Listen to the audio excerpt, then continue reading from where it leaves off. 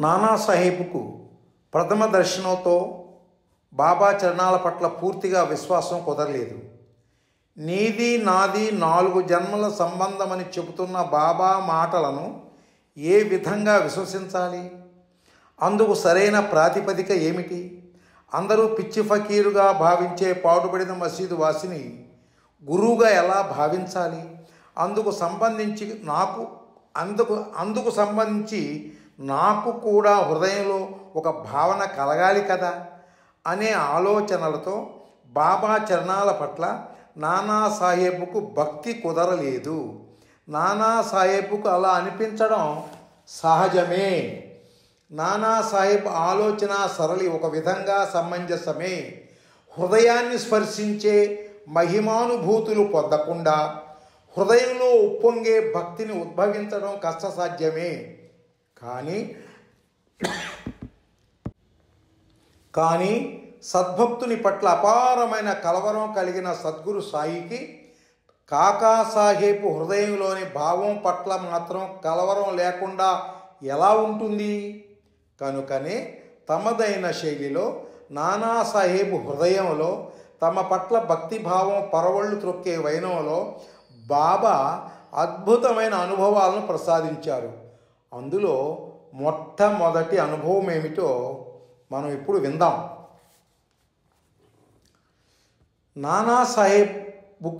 నానాసాహెబ్కు బాబా యొక్క ప్రథమ దర్శనం అయిన సుమారుగా ఆ కాలంలోనే కొద్ది రోజులకు నగర్ జిల్లాలో విపరీతంగా ప్లేగు వ్యాధి ప్రబలింది. ఆ మహమ్మారి ఎంతోమంది ప్రజల ప్రాణాలను పొట్టనబెట్టుకుంది. ఒక విధంగా నగర్ జిల్లాలో అత్యంత భయానకమైన పరిస్థితులు నెలకొన్నాయి. అధిక సంఖ్యలో ప్రజలు ఇల్లు వాకిలి వదిలి దూర ప్రాంతాలకు తరలి వెళ్ళి చెట్టు క్రింద పుట్ట క్రింద తలదాచుకునే విపత్కర పరిస్థితులు ఏర్పడ్డాయి. ఇక ఆ సమయంలో బ్రిటిష్ ప్రభుత్వం ప్లేగు వ్యాధిని కట్టడి చేయడానికై ప్రాథమిక దశలో ఉన్న టీకాను అవసరమైన ప్రయోగాత్మక దశలను పూర్తి చేయకుండానే ప్రజా వినియోగార్థం విడుదల చేసింది. కానీ ఆ టీకా ఇంకా ప్రయోగాత్మక స్థితిలో ఉండడం వలన ఆ టీకా పట్ల ప్రజలలో చాలా అనుమానాలు ఉండేవి. ఆ టీకా వేసుకుంటే కొండ నాలుకకు మందేస్తే ఉన్న నాలుక ఊడిందనే చందంగా ప్రమాదాన్ని కొని తెచ్చుకోవడం అనే భయాందోళనలతో ప్రజలెవ్వరూ టీకా వేసుకోవడానికి ముందుకు రాలేదు. అటువంటి నేపథ్యంలో ప్రభుత్వం శతవిధాలుగా ప్రయత్నించినా ప్రజలెవ్వరూ టీకా వేసుకోవడానికి సుముఖత చూపలేదు. అటువంటి విపత్కరి పరిస్థితులలో కలెక్టర్ సాహెబ్ నానాసాహెబ్ను పిలిచి కొంచెం నచ్చ చెప్పే ధోరణి, కొంచెం అధికారిక ధోరణి కలగలిసిన స్వరంతో, నానాసాహెబ్, ఒక బాధ్యతాయుతమైన ప్రభుత్వాధికారిగా మీరు మొదట టీకా వేయించుకుంటే అందరూ తమ భయాందోళనలను వీడి మిమ్మల్ని అనుసరిస్తారు. తద్వారా ఎందరి ప్రాణాలో నిలబెట్టిన వ్యక్తి మీరవుతారు. కనుక ఇంకేమీ ఆలోచించకుండా ఆందోళన చెందకుండా టీకా వేయించుకోండి అని చెప్పారు. అంటే ఒక విధంగా ఆదేశించారు. అప్పుడు నానాసాహెబ్ చందోర్కర్ పరిస్థితి ముందు గొయ్యి వెనుక నూయిలాగా తయారైంది. ప్రాథమిక దశలోనున్న టీకాను వేసుకుంటే అసలు ప్రాణాలకే ప్రమాదం సంభవిస్తుందేమోననే భయాందోళన ఒకవైపు, అలాగే పై అధికారి ప్రతిపాదనను నిర్బంధంగా త్రోసిపుచ్చలేని పరిస్థితి ఇంకొక వైపు. అందులోనూ ప్లేగు వ్యాధితో మరణించే వారి సంఖ్య రోజు రోజుకు పెరిగిపోసాగింది. ఒకవేళ టీకా తీసుకొని ఆరోగ్యంగా ఉన్నట్లయితే తనను ఆదర్శంగా తీసుకొని అధిక సంఖ్యలో ప్రజలు టీకా తీసుకుంటారు. తద్వారా ఎందరో ప్రజల ప్రాణాలు నిలబెట్టిన వాడవుతాను అనే భావన మరొక వైపు నానాసాహెబ్ను ఉక్కిరి బిక్కిరి చేయసాగాయి.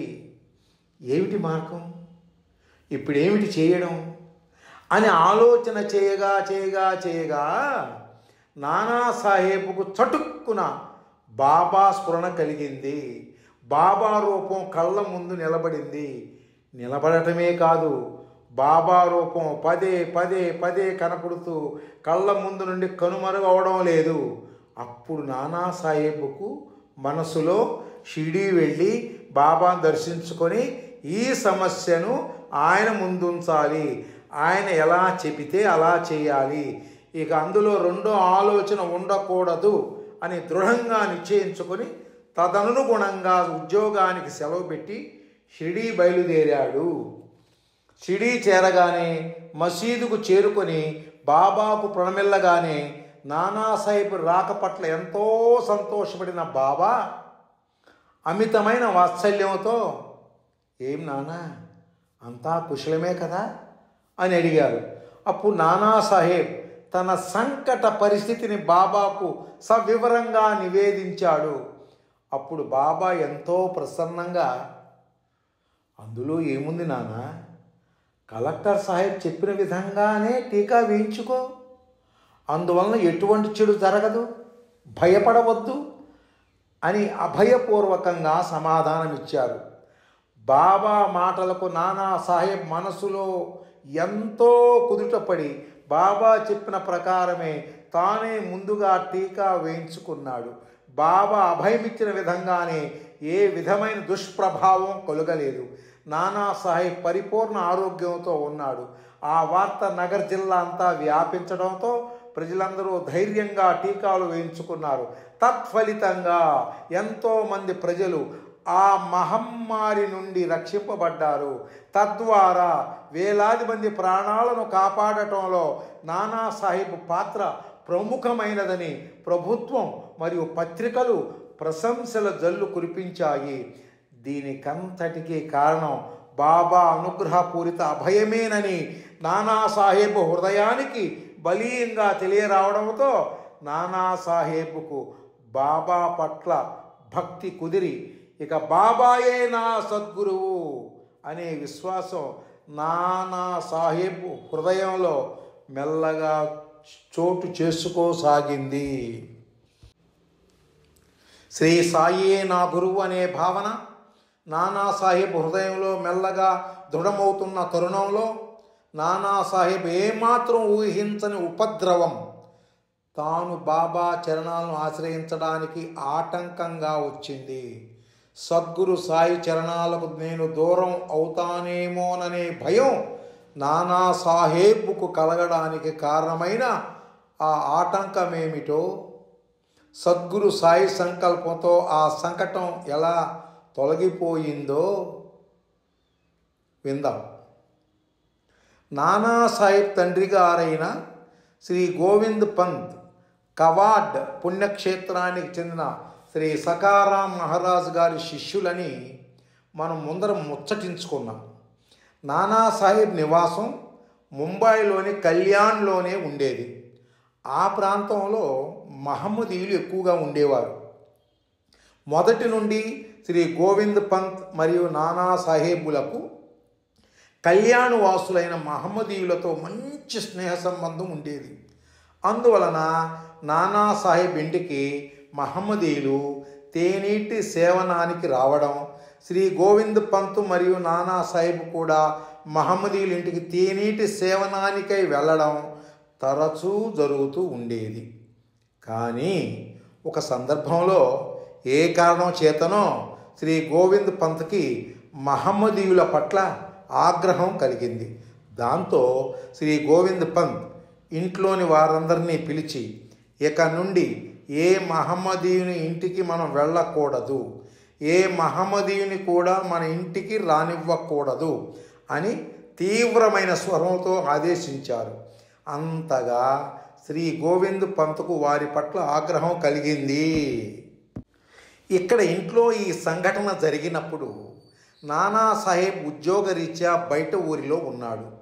అందువలన నానాసాహెబ్కు కళ్యాణులోని ఇంట్లో జరిగిన విషయం తెలియదు.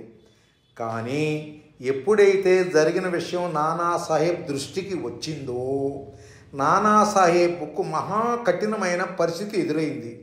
నానాసాహెబ్కు తన తండ్రి గారంటే విపరీతమైన గౌరవం, తాను ఆదర్శవంతమైన పితృభక్తి పరాయణుడు మరియు పితృవాక్య పరిపాలకుడు. కానీ గోవింద్ పంత్ కొంచెం పాతకాలపు మనిషి, కొంచెం ఛాందస భావాలు ఎక్కువ. కనుక అలా ఎందుకు అని తండ్రి గారిని అడిగే ధైర్యం నానాసాహెబ్కు లేదు. కానీ తండ్రి మాటను అనుసరించినట్లయితే తన మహమ్మదీయ స్నేహితులను వదులుకోవడం అనే మాట అటుంచితే, అన్నింటికీ మించి మహా కఠినమైన అంశం ఏమిటంటే,